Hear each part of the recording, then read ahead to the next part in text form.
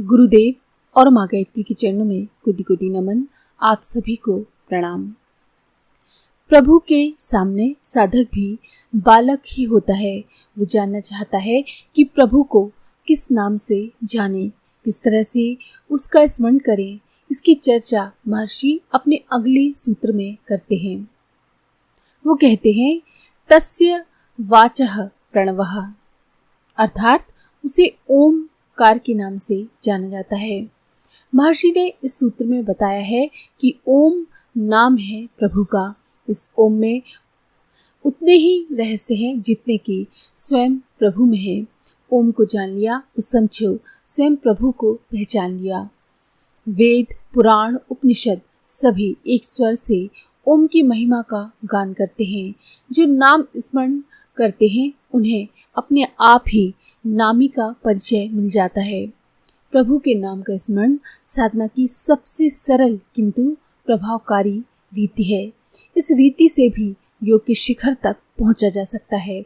समाधि की सिद्धि पाई जा सकती है।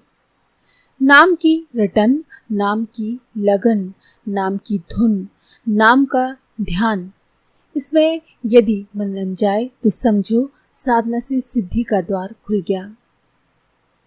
गोस्वामी जी महाराज ने अपनी मंत्रमय कृति रामचरितमानस में इस नाम महिमा की बड़ी विस्तृत विवेचना की है।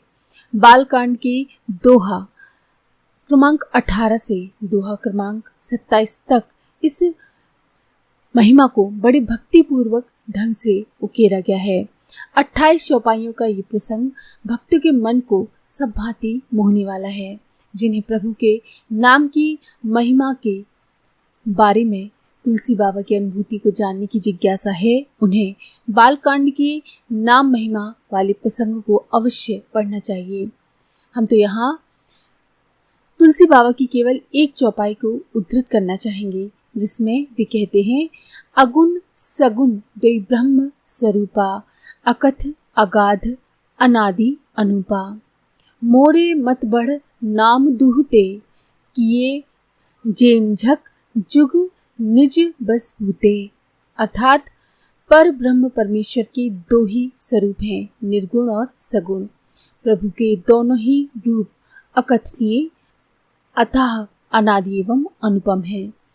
गोस्वामी जी कहते हैं कि मेरी सम्मति में नाम इन दोनों से भी बड़ा है, क्योंकि इसने अपने बल से दोनों को वश में कर रखा है। अर्थात नाम साधना से प्रभु के दोनों रूपों का ज्ञान सहज ही हो जाता है। प्रभु के पावन नाम के इस प्रसंग के बारे में परम पूज्य गुरुदेव के अमृत वचनों का स्मरण हो आया। उन्होंने ये बातें अपनी एक चर्चा में की थी। बात योग साधना की चल रही थी। गुरुदेव सदा की भांति अपने पलंग पर बैठे थे। प्रश्नकर्ता उनके चरणों के समीप एक टाट के टुकड़े पर बैठे हुए थे। प्रश्नकर्ता ने जिज्ञासा की कि वो प्रभावकारी योग साधना किस तरह से करे। इस जिज्ञासा के समाधान में गुरुदेव ने कहा, बेटा, इन दिनों प्राण अंतगत हैं। लोगों के दैनिक काम काज की भी कोई ठीक ठाक व्यवस्था नहीं है।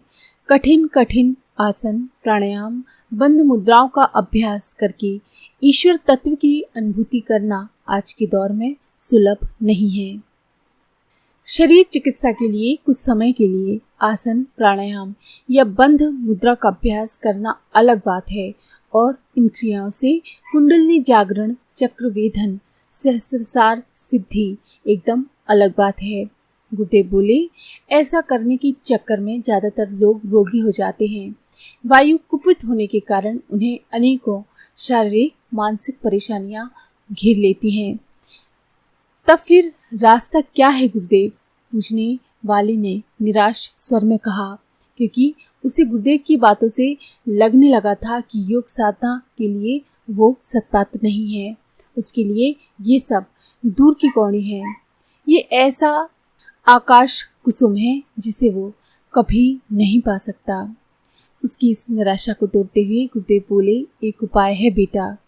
गुरुदेव के वचनों से प्रश्नकर्ता कि निराश मन में आशा संजीवनी का संचार हुआ। उसने आतुरता से पूछा, कौन सा? वो बोले, भगवान के नाम का स्मरण। ये एक ऐसी साधना है जिसे तुलसी, मीरा, सूर, रहीम, रसखान, कबीर, रैदास आदि अनगिनत भक्तों को योग सिद्धि प्राप्त हुई है।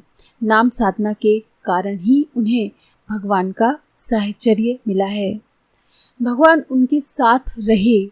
सच तो ये है, नाम साधना से बड़ी कोई दूसरी साधना है ही नहीं, पर बहुत से लोग इसे आसान समझकर यूं ही छोड़ देते हैं और उल्टी पलटी साधनाओं के चक्कर में उलझकर बाद में मदद के लिए करुण पुकार करते हैं।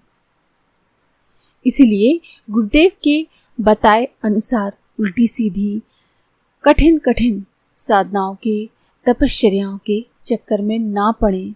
सिर्फ नाम रटें, नाम का महत्व समझें, रात दिन जप करें, चाहे वो मानसिक ही क्यों ना करें, लेकिन जप करते रहें। इसी से हम सभी का उद्धार होगा। आज के लिए इतना ही।